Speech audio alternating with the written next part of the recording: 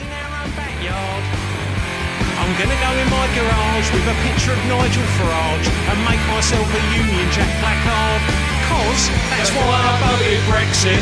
Don't think me unhinged. That's why I voted Brexit to save the British minge.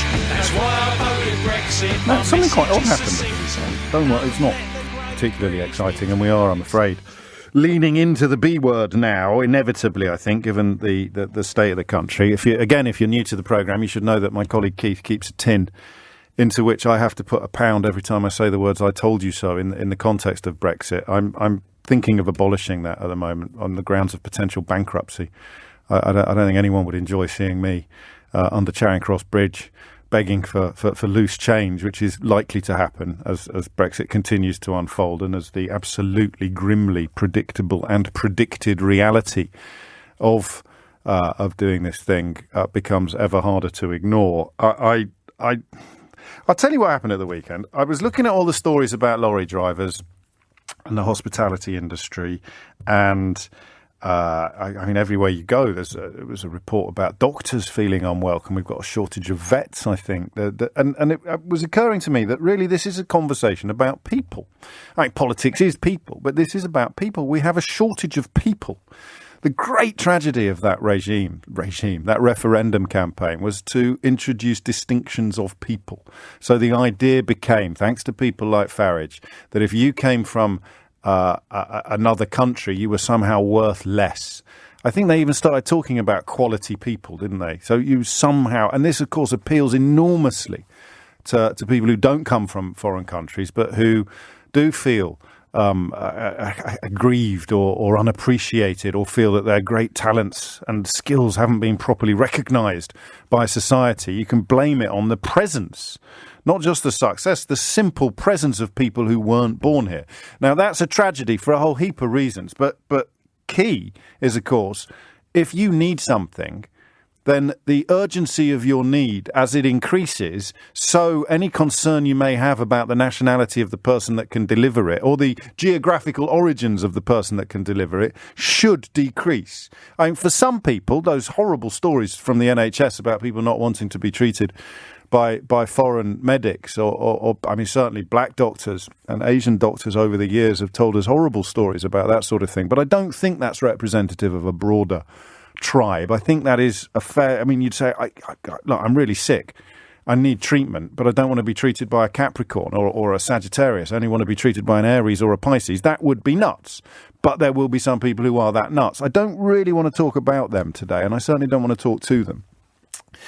What I'm drawn to is this burgeoning realisation that we shouldn't really have cared that much about where the lorry driver delivering food to our supermarket was born.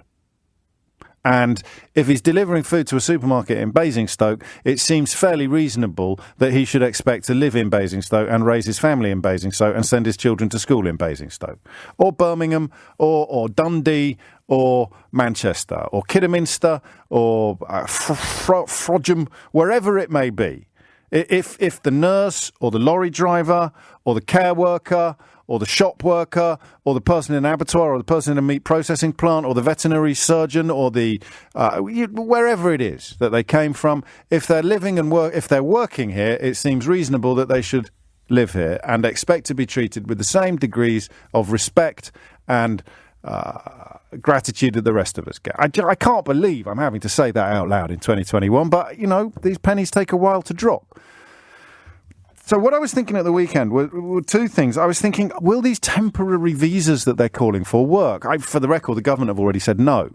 But I think it's fair to say that with this government saying no on a Monday does not mean that they will still be saying no by Tuesday or even Monday tea time. We've seen countless examples of so-called U-turns. This growing realisation that we are short of people is fascinating. And what I thought at the weekend was, why haven't we heard about social care? Again, I've been away for a fortnight, so you may have seen it sooner. And I mentioned it to my producer this morning. It's just actually, there was a piece in the Telegraph yesterday about this. Foreign care workers should have their visas fast-tracked as providers warn of a looming deadline for double-jabbed carers triggering a staffing crisis. So that was my thought at the weekend. I know we're short of lorry drivers, covering it on this programme pretty much from the beginning of the year. I know that we're short of people working in processing plants. We're short of people in the sort of delivery and the supply chain. We're short of people almost everywhere now. Vacancies in the NHS, vacancies here, vacancies there, vacancies blooming everywhere. And given how much attention we've paid to social care, not just in COVID and the appalling treatment they received in the first days of the pandemic, but broader questions, of course, as well. I remember Boris Johnson arrived on the steps of Downing Street when he became Prime Minister and told us he had a plan to fix social care. He already had a plan. He just hasn't got around to telling us what it is yet, but, the night is young. I couldn't quite believe that we hadn't had a proper look at this. Lo and behold, it's there. So you need double-jabbed foreign workers to plug the gap of staff planning to quit ahead of the mandatory vaccination deadline. So you've got two things going on. People who are planning to quit because they will not accept mandatory vaccination. I think that's a tragedy. I wish they'd just get vaccinated. But a shortage of workers exacerbated hugely by the Brexit problems that we've already seen biting huge chunks out of the hospitality and catering sector and the haulage and supply chain sectors. So 11:11 is the time. What's the question? Well, I want to ask a question that will allow interesting answers. So you can't say, forgive me, I know this probably upsets you a bit, but you can't just ring in and say we should train our own when you really don't know what you're talking about, okay? I don't want to do that job over there. I like doing this job. Now, the longer I've spent unemployed, the lower my bar will come. I've got a family to support. So my first day unemployed, I am not going to take that job over there. I'm going to hang on in the hope of getting a job a little bit more commensurate with my enthusiasms and talents, whatever they may be. So this idea that, we've got unemployed people, how can we have shortages in that sector over there? I'm really sorry if this offends you. That's just stupid. It's really, really stupid. Okay? Equally, saying, bringing it down to a conversation about benefits, it's just like you've opted out of the 21st century. There's no shame in that. Parliament's full of politicians who've done the same. But we have a shortage of people. And I don't know how you fix that. I really don't. Freedom of movement of people struck half of the country as a wonderful, beautiful thing, and the other half of the country as the end of civilization as we know it. I think a large part of the problem was that you either saw it as something you could do or you saw it as something that other people do. And if you saw it as something that other people do, you largely saw it as something that people from other countries do. So they are free to come here, and you have been told for 30 or 40 years that that is a bad thing. Not with any evidence, really, but with such repeated certainty and with such sort of furious scaremongering that many people came to believe it was true. Oh, it's a bad thing. There's too many of them here. We're a small country. There's too many of them here. We should train our own. And now we're seeing what happens when they just say, all right, see you then. There was an amazing piece, I think it was in the New York Times, one of the American, prestigious American outlets, simply saying the British people voted to send these people home and now they've gone home. What are we going to do about it? And the short answer is I haven't got a Scooby-Doo. What are we going to do about it? Sector after sector after sector now calling for special dispensations for their sector. So if you're running a care home, you want people to come in and duck under some of Priti Patel's requirements, have a temporary visa to work here. But I don't know what that means in the context of wanting to live here. And what sort of workers? The number of Turkish people applying for work in this country has quadrupled. You remember that Turkish people were held up as an example of a reason to leave the European Union. You were told we must leave the European Union, otherwise loads of Turkish people are going to come here. Again, it was racist and unpleasant, but deeply effective. Upshot today, Daily Telegraph, again, oddly, I read that the number of Turkish people applying for work here has quadrupled. So that Brexit argument, even if you were being a bit racist and obnoxious towards Turkish people, that's completely backfired on you as well. The number of Turkish people applying to come here has gone up by 400%. I think that's the correct mathematical description of a quadrupling, isn't it? So I just don't know what happens next. And who can tell us? People who hire 0345 6060 973 is the number you need. Care workers in particular are interesting to me today. I don't think I want to open up the mandatory vaccine conversation. We keep something in store for later in the week. That's part of the problem. The key part of the problem is, in the words I think of the New York Times, and I should double check probably before I say it out loud on the radio, but it's too late now. The British people voted, I know not all of us did, but the British people voted to send them home. You heard caller after caller after caller on this programme saying that's what they want. We should send them home. There's too many of them. We can't cope. There's too many of them. So we voted to send them home. And now they've gone home. And, well, it's not exactly going well, is it? How do we fix that? 0345 6060 973. I'll take some theoretical answers, but I do demand at least a modicum of thoughtfulness. You can't ring in and start talking to me about unicorns or technological solutions. Those ships have sailed. How do we fix a shortage of people? 0345 6060 973. And if you have made your home here, having been born somewhere else, talk to me, if you would, about the offer. That's the phrase, isn't it, that they use? What does the invitation look like? Freedom of movement of people meant you come here and you are, in law, the same as me, someone who was born here. Fast-track visas or temporary loosenings of regulations, I don't think you'd have come. Oh, yes, you can come over here, you can wipe our bottoms in our care homes, and then you can sod off back to where you came from, thank you very much. I don't buy that as an offer or an invitation. I think we might be knocking once again at the door of exceptionalism. I really do. But there is a shortage of people, and that can't be fixed by increasing wages. And that will be an attempt, but all that does is move someone from one job to a job where he's going to get paid more, or she's going to get paid more. And all of these people suddenly discovering a desire to see wages increase have oddly spent all of their lives opposed to trade union membership. Trade unions exist to increase the wages and the working conditions of the workforce. So we could be forgiven for not buying that line of argument particularly, or taking that in good faith. How do you fix a shortage of people? 0345 6060 973. How do we fix this shortage of people? Because whether you like it or not, and obviously I don't like it, but whether you voted for it or not, and obviously I didn't vote for it, and whether you recognise this description of the Brexit vote or not, and obviously I do, but I fully accept lots of people voted for Brexit who didn't want this to happen, we voted to send these people home. They've gone home, and now we've got shortages right across the board. We have a shortage of people. What are we going to do about it? Hit the numbers now, you will get through. Everyone can join in on this one. I'm personally particularly interested to hear from employers. What are you going to do?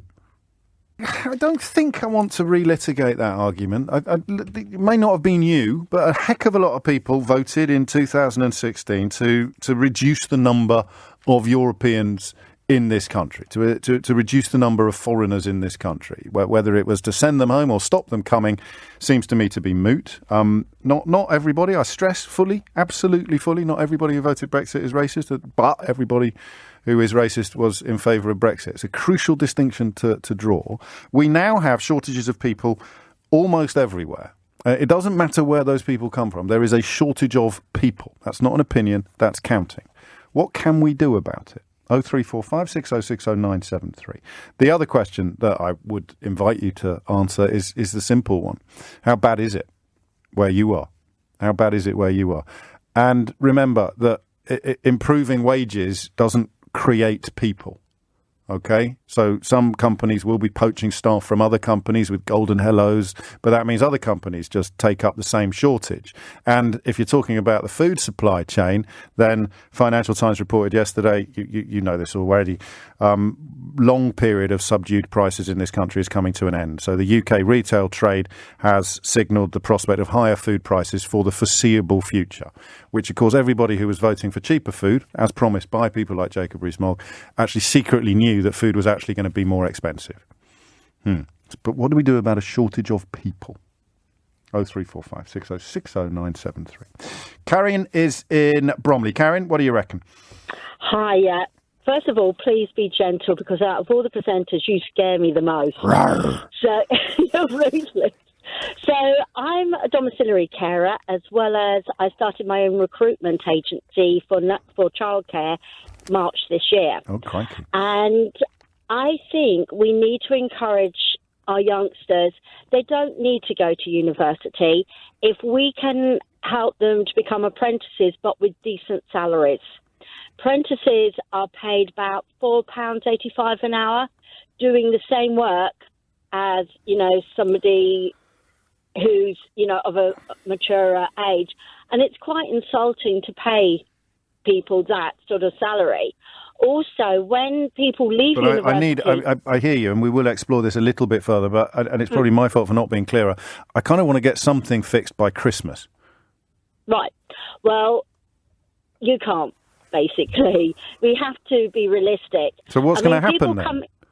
People coming out of university with a level 6 in childcare are not getting jobs because they're too expensive. They're looking for salaries of 23,000 plus, I think you just said, and this is why you think I'm scary, it's probably my mistake that I've misunderstood you. I thought you were just saying we should be paying them more. No. What we've got to do is be realistic with our youngsters. When you mentioned being, and you mentioned the carers wiping bottoms, yes, we do an awful lot more than that. Oh, well, I know you do. Crikey, I didn't mean to suggest for a minute that you don't. I was just picking the bit that I would struggle with the most, I think, probably. Oh, I struggled with that. Yes. When I lost all my work at the start of COVID, I went into domiciliary care thinking, I can't do this. Oh. But I had bills to pay. My eldest said she couldn't sleep because she worked in a gym, lost her job. Do you know what? It was the best thing I ever did. And it is a great career. But we have to sort of explain to people it's not just personal care. It's so you're talking about attracting people into the profession. I'm pointing out, and it's difficult for some people politically, that we didn't need to a couple of years ago. We didn't really need to 4 or 5 years ago. There were people there who were doing it. How do we make the job more attractive? This is where I've misunderstood you slightly. Because the people leaving university are getting paid too much, but the people who are apprentices are getting paid too little. No, they're not getting paid too much because they can't find the job. They're asking for too much money because, admittedly, they spent 3 years studying. So, yes, they're worth that. But nurseries can't afford to pay somebody that's a level 6 when you've got a level 3. So this is specifically nurseries that we're talking about rather than care homes. Well, that's my field. No, I know. I'm just clarifying. I'm just clarifying. So there's a shortage in nurseries as well, is there, already? Big time. I've got so many vacancies. Ridiculous. But also, a lot of people are wanting to work part-time. Hang on. I know I'm badgering the witness, but you were expecting that. Yes.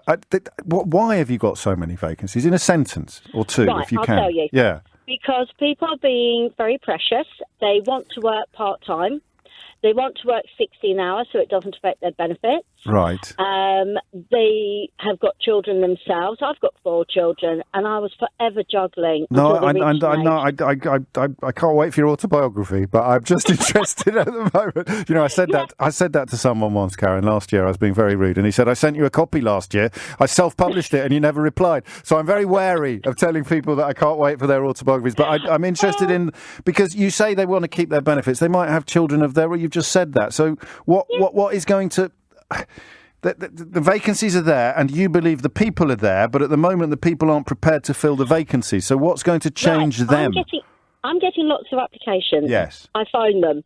I talk to them. They're very good. Yes. And then they go, I only want to work part-time. I only want this. I only want that. Yes. Instead of somebody like myself, I've always again, I know you have, but you're doing it again. I don't want to talk. Just so they don't want to work in the terms that you describe and that you're offering. Yeah. And you're saying we should find a way of making them. No, we can't force somebody. Well, what are we going to do then? What are we going to do then? And I need to remind you, and I know you're not here to talk about the B word, but everybody who voted for it thought that their lives were going to get better. Yeah. The idea that they're now going to be frog-marched into nurseries and forced to work 50-hour weeks is probably not what they had in mind. Maybe employers down to employers to make it more attractive, job sharing. A lot of nurseries don't want to do that, but I think that would be great. That's one possible solution, but it doesn't increase the number of available people, does it? I mean, yes, going back to... good old Priti Patel. Yes. I think she's messed things up big time, so she needs to go. Surely not. But somebody, that we can have good incentives to bring people over and to encourage them and say, look, we can offer you help regarding housing. We can. Well, that is the problem, isn't it? And I hope people don't think I forced you into that position, because I can't see another solution to it except bringing back some of what we had before. Because if you were living in Czechoslovakia or Spain and you fancy, why are you laughing? It's perfectly possible. My mum came over during the war from Yeah, Czechoslovakia. look at that. It's like I'm psychic, isn't it? And obviously coming over during the war is a very different proposition to what we're talking about now. But you were thinking about coming over to work and possibly to make a life, and maybe you fell in love and you got married and you wanted to raise children. That's a different, and you would have been able to. What we would say now to somebody in Prague would be, you can come over and work for X years, but at the end of that period, but you won't ever fully belong. You won't be a proper citizen. You won't have any rights, and we'll tell you when you have to leave. Well, we need to turn that around, because we're not that type of country. We are now, We're mate. not a I hate to break it. dictatorship. I hate to break it to you, Karen, but that's exactly the type of country that we are now. Then we need to turn it around. And as citizens, we need to be forceful and say, no, this is wrong. Well, I agree. We need to make people feel welcome. Look at the poor Afghanistan refugees, very educated. Why can't, we be offer them work? And I'm sure they'll snap it up. We've got doctors, nurses, all sorts, different. I did a people cheeky coming thing over. just before my holiday. I pointed out that if every single person that had crossed the English Channel in a dinghy in the last 2 years was to retrain as a lorry driver overnight, we'd still be about 80,000 short of what we need to have a fully functioning system. Karen, thank you. No criticisms from me for not having golden answers, or answers other than the obvious, which is we've got to have some form of free movement of people, which means I'm interested in the invitation. So you came over here. You have made a life. You, right up until 2016, you felt welcome and equal and valued. Would you come now? 03456060973. That's a question I'd love you to answer. Would you come now, knowing what you know? There's a couple in Ireland who are separated now because of the new rules. You've got, I think, the wife is in the Republic and the father is in Northern Ireland, and they don't know whether they're ever going to be properly reunited. And the wife is a doctor, by the way. So would you come now? 03456060973. And how do you fix a shortage of people? You can't fix a shortage of people by increasing wages or giving people a Porsche when they start the job. You can't. There's a shortage of people. We voted to get rid of them, and they've gone. What are we going to do now? It's nice to be back at work. I'm very excited. Not as excited as Michael Gove was the other night in that Aberdeen nightclub, but moderately excited nonetheless. And I have, as ever, when I've had a little bit of time off, wrestled with the question of how do we have these conversations while recognising that the ship of European Union membership has sailed. And, of course, the ship of leaving the European Union is sinking. It was inevitable. There's no pleasure in being proved right. Quite the opposite, in fact. Never in my life have I wished so passionately to be proved wrong about something, but it's happening. Things will get a bit better. They won't be as good as they were before, but the least bad they are, the more people will claim vindication. You will soon have people saying, you see, it's not that bad. We've only got shortages and more expensive things. There's still food in the shops. There's still turnips in the shop, but that is what's going to happen next. Probably in the next 2 years, people will be turning around and going, "Oh, I thought the world was going to end. Things are worse than they were before, but they're not that bad." Ha ha ha! And that's just nuts. But hey ho, that's the era and the world, or the country at least, in which we live. But the shortage of staff, farmers also looking for special dispensation, special treatment. And that is currently the only available answer, because Karen, the last caller, and we know they're not going to bring back freedom and movement of people. It was the only thing left from Theresa May onwards, the only thing they could hold up and say, it's definitely worth doing because we'll be able to send them back where they came from. And I don't think they can reverse that politically. Not yet. I think they're going to have to, hopefully in my lifetime. But if they can't do that, what can they do? 03456060973. Answer: special dispensations, temporary permits, fast-track visas. Farmers are asking for it. Care homes are asking for it. Everybody's blooming asking for it. The hauliers are asking for it. I don't know that would work.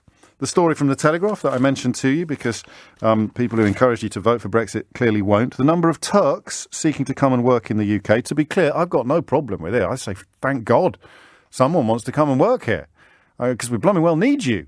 But Brexit, of course, that despicable poster that Dominic Cummings put out about Turkey, I think it was Cummings, being about to join the EU, and that was designed to spook you, and it clearly succeeded in many cases. Oh my God, Turkish people coming here, that would be awful.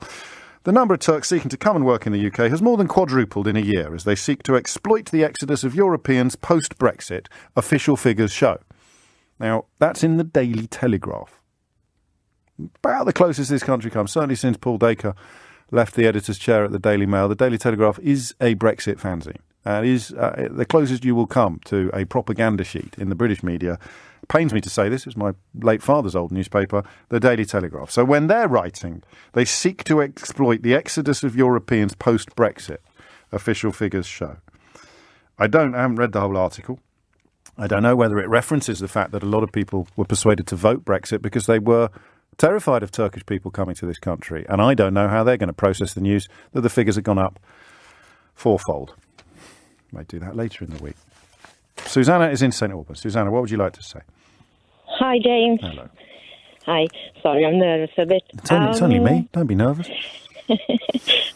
Yeah, so I think there is no, well, I don't think there is an answer to this, really. No. I have a cleaning business here, and we were always struggling to find people to work.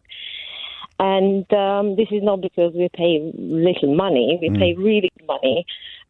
It's just the mentality of the people. They don't want to do these jobs. They don't want to work for this amount of money because... And I did have this... sorry, try to... No, you've got all the time you want, Susanna, seriously. So when people telling me, like, for example, let's say English people, when they telling me that, yeah, but I can't pay my bills of that amount of money. Yes. And I always say, I do. Yes. I pay my bills. I pay everything. I'm renting a house, but it's true. I do have to work 7 days a week to achieve this. And this is so not what are they easy. doing in the meantime? The people who... Are they doing other jobs? I mean, what are these people doing? Because some of them, if they... I mean, I guess you get some of your bills paid if you're unemployed, but you don't enjoy a lifestyle that would be comparable to somebody in full-time work. Well, some do. It is, but the thing is that this is... I can only talk about, obviously, this. This is hard work. It's a proper physical work. People, so they'd rather do something else for the same money, or they'd rather do something else, full stop? Yes, I think rather they just do something else. And that's the issue, isn't it? Because I see that in all sections of the service sector, and I think, you're very much in the service sector. I hesitate to use these words, but people think the work is beneath them. Yeah, exactly. Right. This is what it is. And it's not just, I'm not talking about just British people. I mean, I'm Hungarian. No, of course. I know Hungarian people who they saying to me when they come to actually apply for a job because they can't go anywhere else because they don't speak the language. And so this is something that they can do. The first thing loads of them are say that, oh yeah, I'm not planning to do this for too long. Sure. And this is here's the answer for that that people, they just don't want to work, they don't want to do the work which makes their hands dirty, you know what I mean? So I think, and it's not about the money, because as I said, we pay good amount and you can live on this money, you can pay your bills and everything. But as I said, I'm working 7 days a week to do this. And I don't think that's right for the record. I mean, it's your prerogative to do it, but people should be able to achieve a decent standard of living on 38 or 40 hours a week. What's going to happen next? Because, would you come now, do you think? Yes. You would still come. In a way, that's good to know. But you're clearly quite exceptional doing your 7-day weeks and running your own company. The offer is a lot less attractive than it was. What's your status if you don't? Oh, man, look what the country's turned into. I ask a caller to my programme what her immigration status is. That's what they've done. Well, you're laughing. I'm glad you're laughing. I'm ashamed. I'm ashamed to be British when I have to ask you that question. You employ people, you work here, you live here, and I have to ask you what your immigration status is because I want to find out. I got a settled status, yeah. Right. Well, you wouldn't get that if you arrived tomorrow, would you?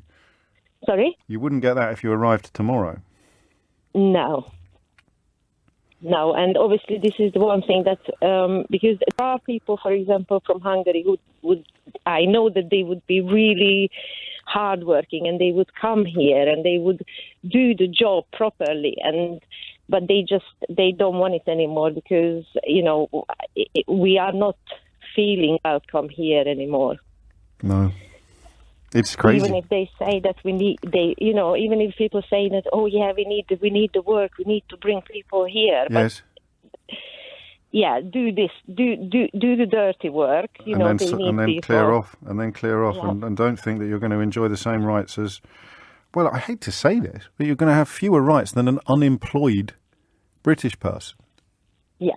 So you're a foreign worker on a special visa. You're going to have fewer rights and protections than an unemployed Brit. But I don't know, maybe people voted for their children to take up all of these jobs that they don't want to do. I don't know. Susanna, thank you for everything that you do.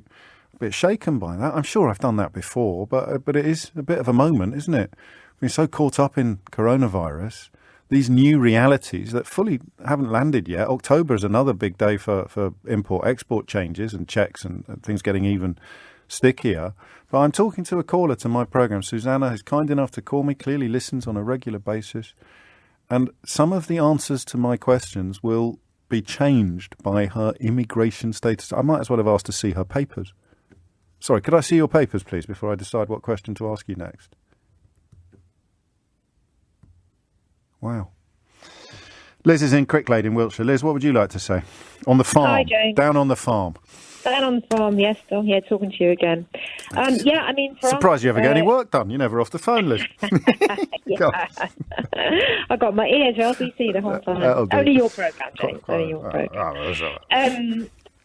We are having trouble with staff, and it's not. It was already here before Brexit, actually. This is not a new thing, but now it's significantly worse. And interestingly, the vet that used to come and do our TB testing was Greek. I mean, it's a really tough job, that job. And he went back to Greece before COVID because he didn't feel welcome here. Yeah. And now the government are making us test our animals more often, every 6 months. Mm. So I don't know how they're expecting this to happen.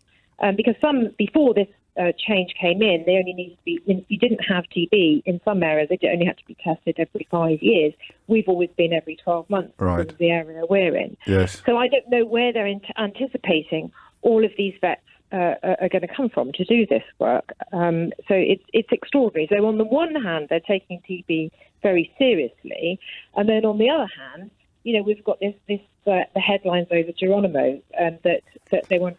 This is the alpaca. You'll forgive me for being one of the rare corners of the British media that hasn't obsessed about the alpaca, but I am told that police officers. It's amazing. There's breaking news. I think. Let me just check with the team. Is this breaking news? Police officers have arrived on the farm where Geronimo, the alpaca, currently resides. But you remind us that that's linked to TB. It was usually, you mentioned your Greek vet. Spanish people are very overrepresented in that side of veterinary work in this country as well.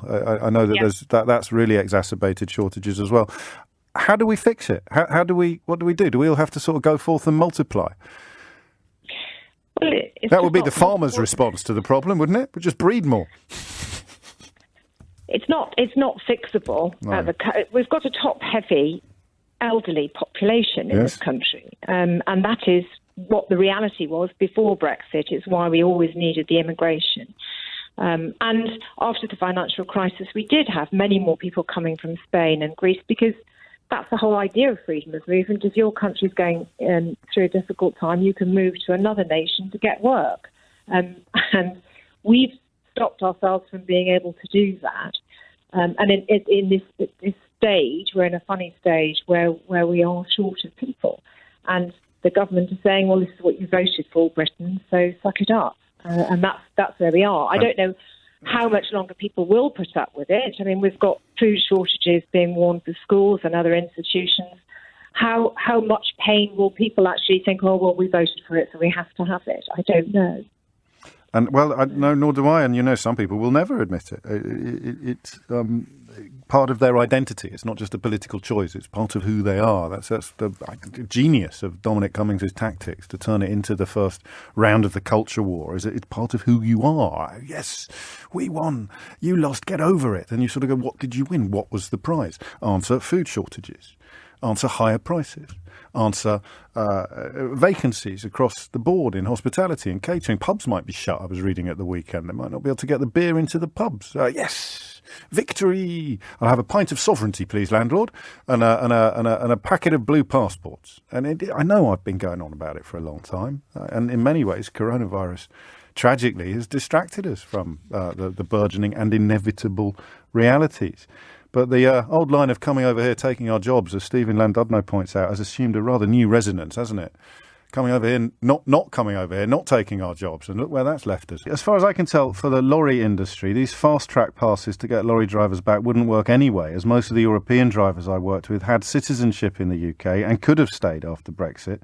The reason most of the ones I knew went back home was because of the IR35 thing. The money for the industry just wasn't worth it. Now they can get similar wages in their home country and be there with their families. I was going to change professions after they stopped the IR35, but the wages have gone up, and even though I still don't get as much as when I was self-employed. Another lorry driver, you can see, it's a fascinating thread, actually. I've just tweeted it if you want to have a look. He's just got turned up at work on the 29th of August, which is, 2 days ago? To find out he got a £7 per hour pay rise, a 40% increase almost overnight. But he's not celebrating. He adds, there are no drivers. Things are about to get a bit tasty. Completely unsustainable, of course. So guess what happens to prices next? And Tom, who tweets as he follows me. That's nice to see. I think I'll follow him back. Let's see if we can get him on the show. He tweets as the lorryist, so at the lorryist, has explained at length about what the problems are and indeed where the problems have come from. And that is the problem. If you're writing an article for the Daily Express or you're phoning up the kind of radio station that doesn't expect you to be able to explain your position, you might say, oh, it's great. It's great. The wages are going up. It's great. Yeah, I read that. It's in the Express. Yeah. But if you speak to people on the ground, and A, that means you'll be paying more for all your food when you voted for cheaper food. That was the deal. Remember, cheap shoes for peasants. And B, it's unsustainable anyway. Not because it's not. I mean, it's great to see people being paid more. It's why I'm a big fan of trade union membership. Fascinating to see how many Brexiters also really like trade unions all of a sudden, or at least what trade unions stand for. Perhaps I didn't realise. Seems likely. But it's not wages. You have a shortage of people. We've turned off a tap of workers. And if we turn it back on again, but with a constant threat that we're going to turn it off at any minute, then there is not going to be a queue of people wanting to jump through that. I just don't think there is. I mean, there'd be still people. I mean, there's got to be a reason why Brexit has seen a fourfold rise in the number of Turks seeking work in the UK, but I suspect that has more to do with the standard of living outside the European Union in a country like Turkey than it does with the relative attractions of coming here from a European Union country. That was the thing about free movements, about single markets, about customs unions.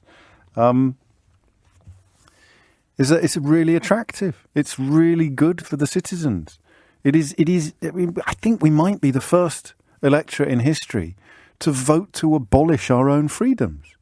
We talked about the Taliban a lot in the first hour. And if you lived there, you'd be terrified of having your freedoms taken away. I wonder how they look at us. You know, in Britain, they actually vote to have their freedoms taken away.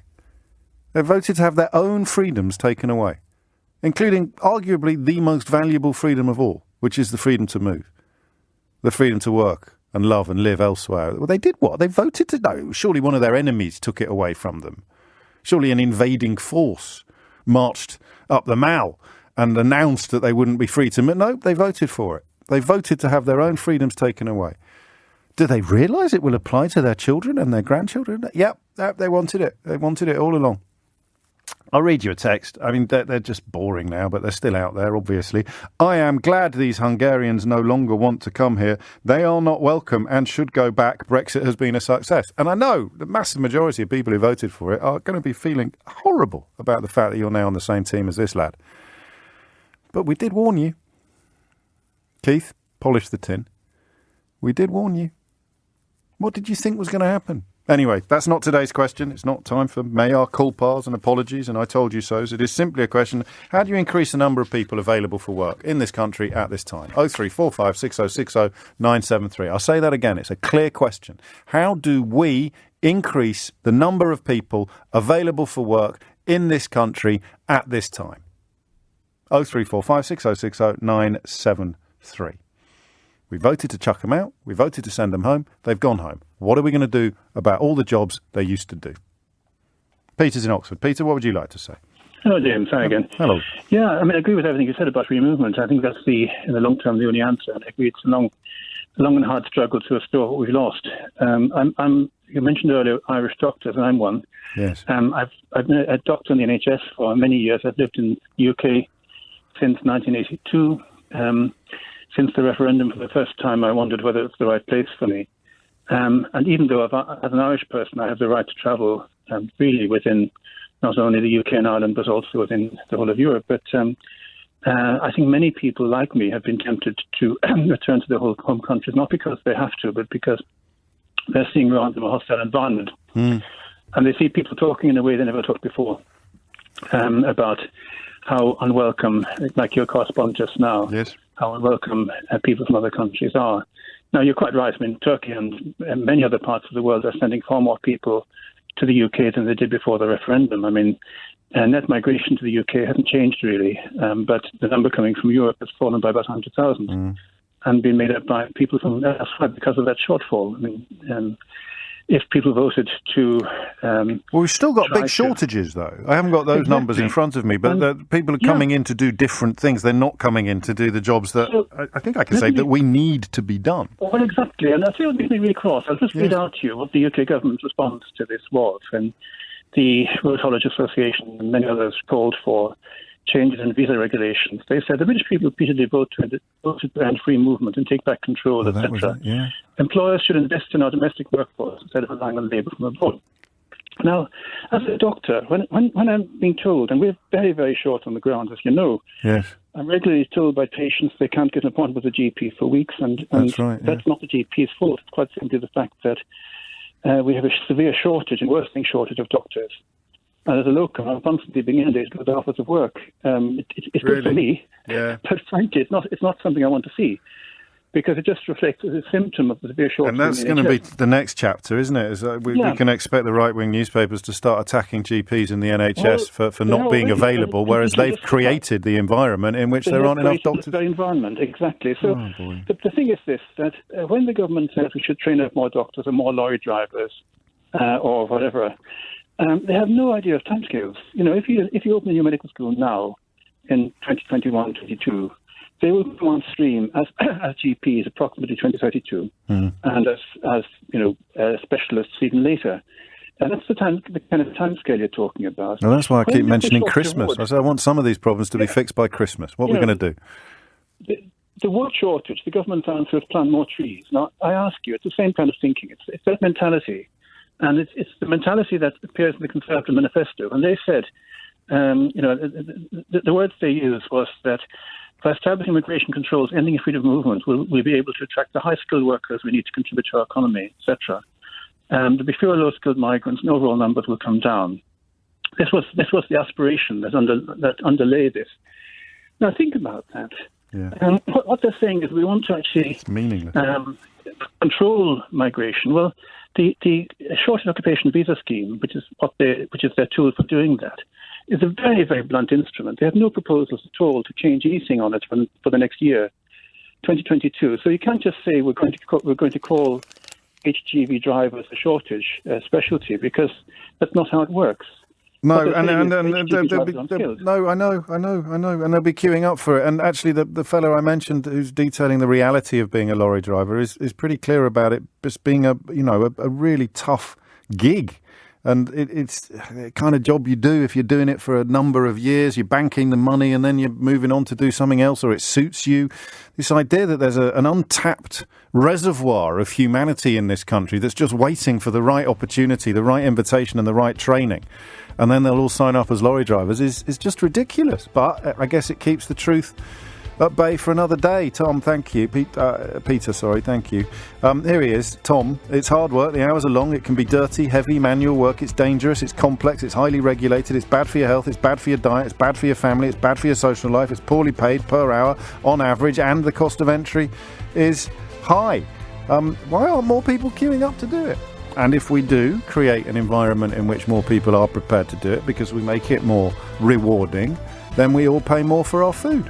Which, I could live with that. But they probably should have explained that to you at the beginning when they were given the cheap shoes for peasants shtick. See, this is broken while we were talking about lorry drivers. More than 2,000 lorry drivers were fined for not having the right paperwork to enter Kent at the end of the Brexit transition period. I don't know, maybe that's a tangible benefit. It's a bit of a pain in the proverbials if you're a lorry driver, but we've raised £638,000 in fines as a result of bringing in red tape to get out of our own country, to get lorries. When does it end? Yes, what did you do? We voted to abolish red tape. What happened?